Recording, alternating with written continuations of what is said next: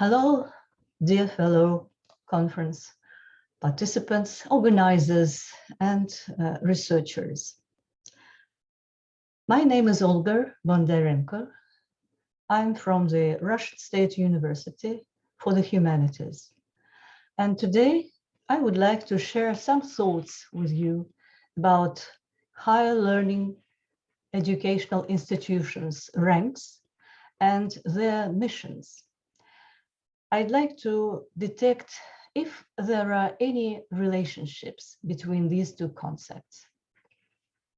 It is customary today to rank universities and index them on the basis of quite plausible established metrics of respectable ranking systems.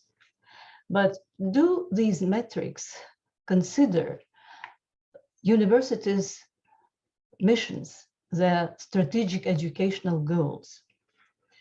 Are these goals aligned with the standards of ranking centers and ranking systems?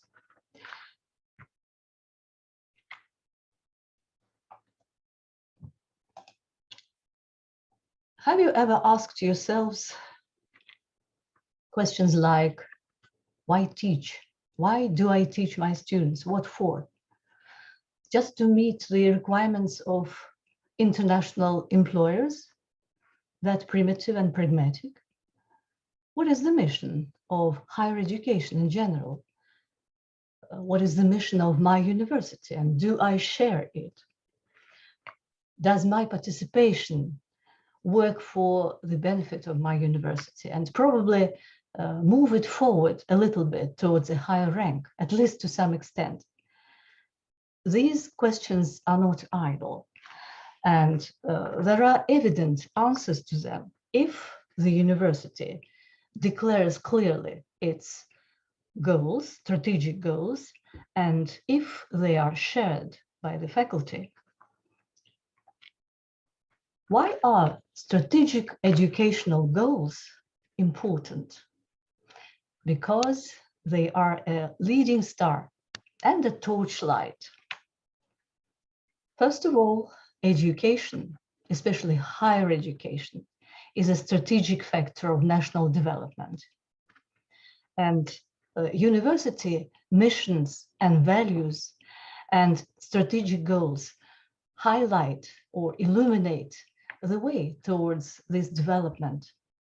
Second, educational strategic goals, if shared by the faculty and students, become great power. Third, they play a crucial role in pedagogics as well. They are a backbone of our everyday work, our work, instructors' and lecturers' work. That is why they are important. Analysis of research literature, academic conference themes and practices, as well as ranking system criteria, shows that strategic educational goals are seldom addressed. They are mostly underestimated and hardly ever considered in university ranking procedures. That's why the hypothesis of my study was educational goals of world universities may have relationship with their rankings. The study purpose was to scrutinize universities' strategic missions and trace their regular coincidences with universities' QS rank, if any. The object of my study concerned randomly selected university goals taken from the QS World University Ranking Yearbook of the last year. 6 universities were selected from the top 100, 7 from the second and third hundreds of universities, and 6 from the 9th to the 12th hundreds on the QS list. Just for convenience, I refer to them as the top, the medium, and the peripheral universities, without trying to hurt anybody's feelings. It's just conventional. The research questions asked at the beginning of our study can be seen in this slide. So the first question dealt with revelation of any characteristic goals typical of this or that group of universities studied. The second question was to bring about locally colored educational goals, if any. And finally, I had to answer the title question, the question of my study. Are university goals and university world ranks just random variables?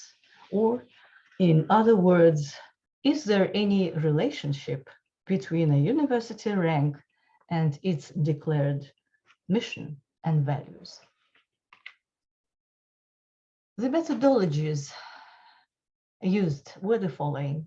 I used content analysis, coding, with categorizing and reducing synonymous categories, collation, and interpretation.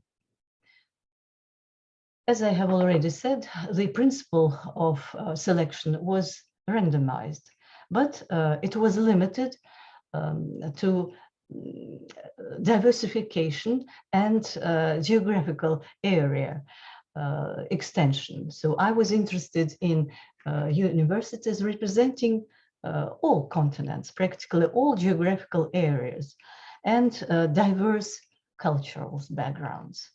As you can see, the range is quite wide. Although there are only 19 universities studied, they represent Anglo-Saxon, Arab, French, Jewish, Chinese, Japanese, Southeast Asian, West European, and Russian universities. The resources of university goals were official documents, mainly university charters and speeches of rectors or university presidents or other formal documents. Only goals that were mentioned, at least by 2 or more universities within the same group, were considered. What about the results? The results of this study showed the following. Each group, top, medium, or peripheral, has a core of educational goals of its own. Core goals differ across groups, and there are some thematic dominants. For example, the goals of the top 100 universities are globally focused and individual aimed as a rule. Top group goals are normally more numerous, better formulated, more diverse, and some of them are better measurable and verifiable. The results of the study also showed an interesting fact. Strategic educational goals of universities can be divided into 2 types. First, universal educational goals, characteristic and represented in all the continents by diverse cultures and countries.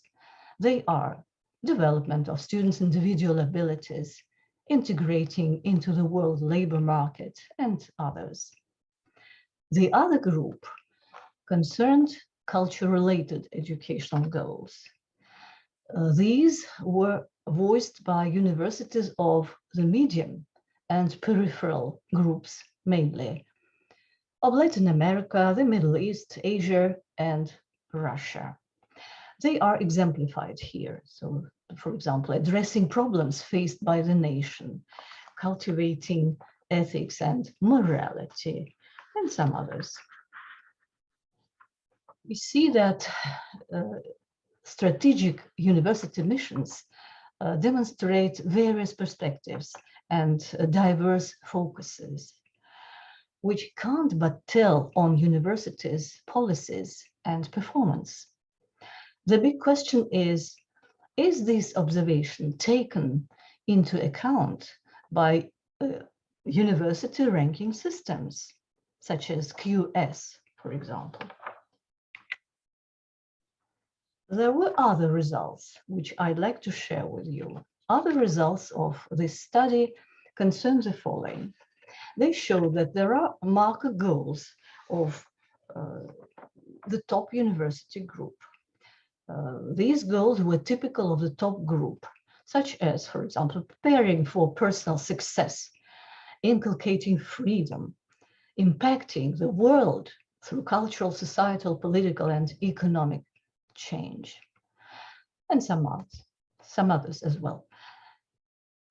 Top universities' goals were, as a rule, shared by medium and peripheral universities. I can give some examples, especially these goals were shared: developing inventiveness, contributing to bettering native community, region or country, integrating into the world labor market, and some others. On the other hand, oh yes, there is one interesting thing. So though these goals were shared by peripheral and medium groups of universities, this mere fact did not move them forward, did not yield them a higher rank, which indirectly shows that there is no direct and rigid relationship between university's rank and its strategic missions and goals. Besides, there were marker goals of medium and peripheral university groups. And unlike top university groups, these goals are normally not shared by most of the top universities considered. Such goals were cultivating social responsibility, preserving cultural and national foundations, and some others. What does this fact show? It shows that these goals can be related to a lower rank of a university because they do not correspond to the standards of the ranking system. They are not shared by top universities. And to some extent, they signal specificities which are evidently ignored by the existing ranking scales. What about these ranking metrics? As it is well known, QS metrics includes 6 main dimensions. The first is academic reputation of a university. They survey the world academia about their opinions of this or that university. The same approach is taken towards employers' opinion. So they're also surveyed globally. But taking into account that there are more than 1,500 universities ranked normally, it's practically impossible to know anything about these universities. The third is faculty and student ratio. It's clear. The fourth is citations per faculty. But all citations are based only on the world's Scopus database. No other databases are taken into consideration. The fifth and the sixth concern international faculty ratio and international student ratio, which are called upon to demonstrate international attractiveness of a university. A mere visual glance, a mere look of these metrics, just a glance at the lexis of these dimensions show that they are strongly geared towards globalization and human reproduction for the world labor market. they do not take into consideration national concepts of higher education. What about the conclusions? This small-scale study, despite its limitations and restrictions, leads to some conclusions, some tentative conclusions. The first is just the fact that national concepts of educational goals are hardly taken into consideration by the QS metrics. The second concerns the title question, and there can be no unequivocally negative answer to the question in the title of this study. University mission and its QS rank are not visibly directly related, which is proved practically by the fact that top universities' goals are shared by medium and peripheral universities, but it does not ensure them any advancement, any higher rank. On the other hand, interestingly enough, medium and peripheral universities' goals are specific. They seem to be more culture marked, less involved with the globalized agenda. They are not much shared by the top universities, and thus, consequently, they may signal some specifics which are not shared and not reflected in the standards of the ranking system, which probably may account to some extent for their lower rank. Anyway, further revision and diversification of university ranking criteria are definitely required in the future. Thank you for your kind attention.